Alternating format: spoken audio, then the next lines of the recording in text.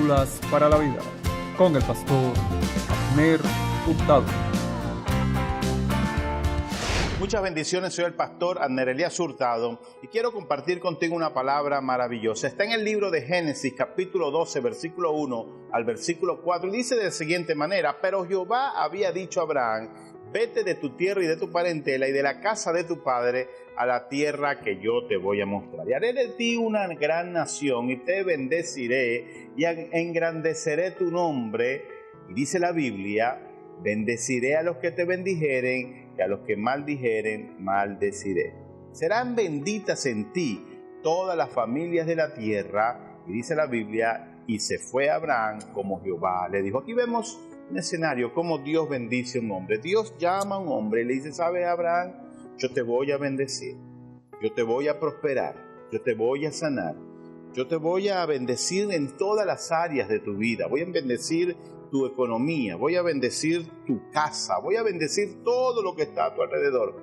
Pero hay algo bien interesante que me llama la atención, y es que Abraham hizo algo, Abraham obedeció. ¿Sabes? Cuando nosotros obedecemos a Dios, la bendición de Dios está sobre nosotros. Cuando nosotros decidimos obedecer a Dios, entonces Dios mismo trae recompensa en nuestra vida. La obediencia trae bendición. Dios le dijo al pueblo de Israel, si oyeres atentamente la voz de Jehová tu Dios para cumplir y hacer todo lo que en esto está escrito, la palabra de Dios, todo lo que aquí está escrito, entonces yo te voy a bendecir. Cuando Dios habla de bendición, es una bendición integral, es una bendición para tu salud, es una bendición para tus pensamientos, es una bendición para tu economía, y aún la bendición más grande es la salvación de tu alma. La bendición de Dios puede hacer contigo grandes cosas. La Biblia dice que lo que ojo no vio ni oído yo es lo que Dios ha guardado para nosotros a través de la bendición. El regalo más grande que nosotros podemos recibir en este momento es a Jesús en nuestro corazón. Si tú obedeces esta palabra, Jesucristo va a entrar en tu corazón y la bendición de Dios va a estar allí siempre contigo en todos los días de tu vida. Salud, prosperidad, bienestar a todo tu ser. Repite conmigo esta oración.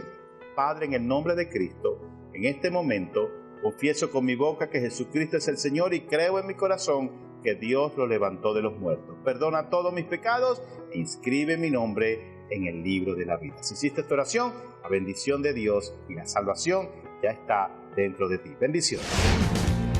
Cápsulas para la vida con el pastor Abner Hurtado.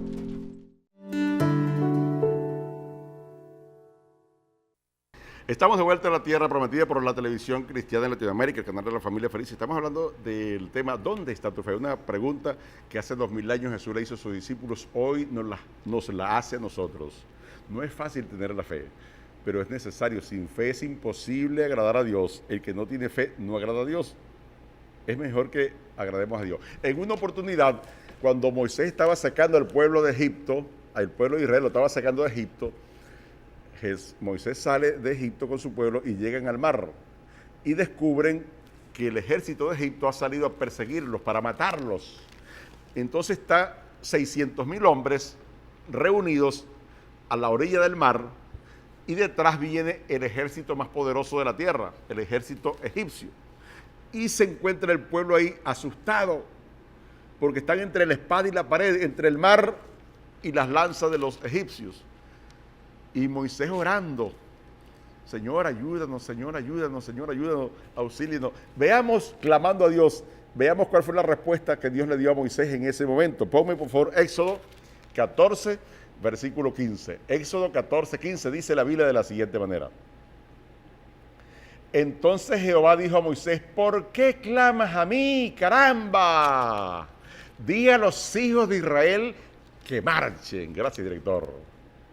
No es hora de estar clamando, ya yo te escuché y te di la victoria, pero avanza. ¿Cómo voy a abrir el mar rojo si no avanzan? No, pero mucha gente piensa que Dios primero va a abrir el mar y luego avance. No, Dios honra la fe. Cuando tú dices, avanzo, y si me ahogo, que me ahogue, Dios no te va a dejar ahogar. Abre el mar. ¿Qué me dice mi amada esposa? ¿Dónde está la fe de los venezolanos? La fe tuya, la fe mía, la fe de los televidentes. Pastora Dani Milagro, suéltelo.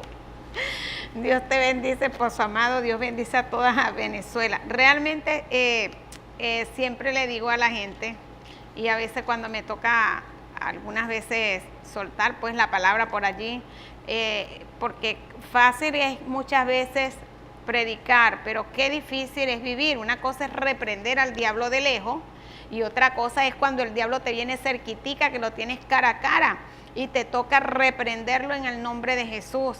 No es lo mismo. Entonces muchas veces quizás hablar de fe es sencillo, pero cuando se nos vienen las circunstancias, las dificultades, que viene de repente una enfermedad y un médico te dice, mira, le quedan 3 meses de vida a fulanito de tal, comienza esa batalla de la fe, tú que eres un hijo de Dios, una hija de Dios, entonces muchas veces nos debilitamos, o de repente te dicen, para su hija no hay cupo en esta universidad, o su hija no puede entrar, no califica a su hijo, o que te dicen, no, ya tu hijo, imposible que salga de las drogas.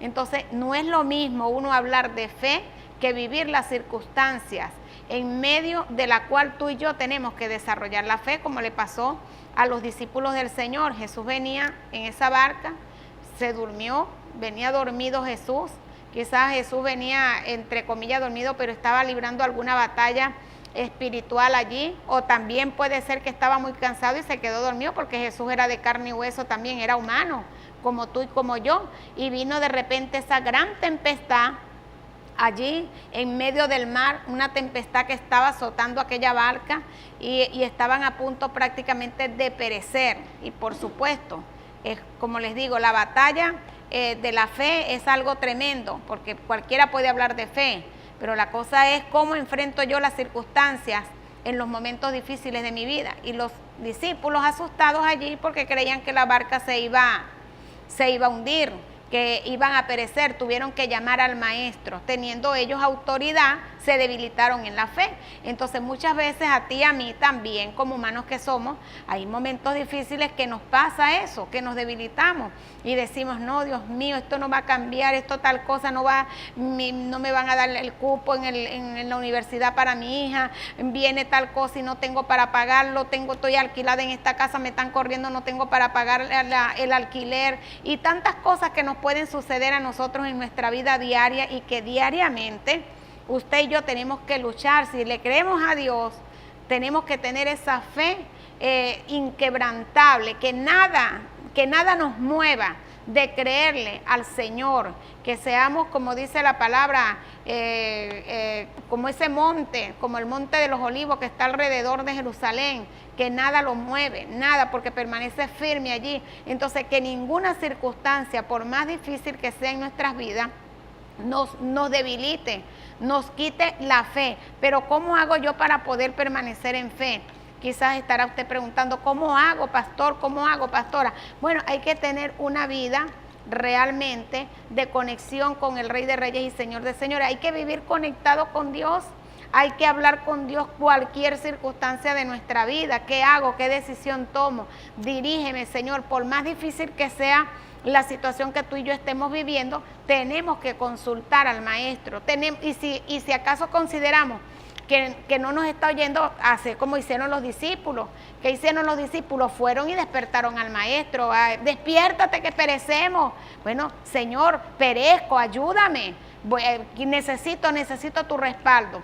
Necesitamos orar, necesitamos buscar la presencia de Dios en nuestras vidas, porque como humanos diariamente nos toca enfrentarnos a distintas luchas, a distintas circunstancias. Y si usted y yo no estamos agarrados del Señor, muchos esposos, amados, como usted lo explicaba, claudican en un proyecto, claudican en un sueño porque dicen, esto es imposible para mí, yo no lo voy a lograr, y dejan ese sueño por la mitad, cierran la empresa, ya no quiero ni salir a la calle, ya no quiero hablar con nadie. ¿Por qué? Porque estoy debilitada en la fe, estoy en gran amargura, no hay esperanza para mí. Pero el Hijo de Dios y la mujer de Dios tiene que, lo decía mi esposo al principio, que sin fe es imposible agradar a Dios. Y cuando nosotros tomamos esas actitudes de desesperanza, de angustia, de depresión, no duermo, no como, camino de un lado para otro, me pongo las manos en la cabeza, estoy demostrando que yo no estoy creyéndole a Dios.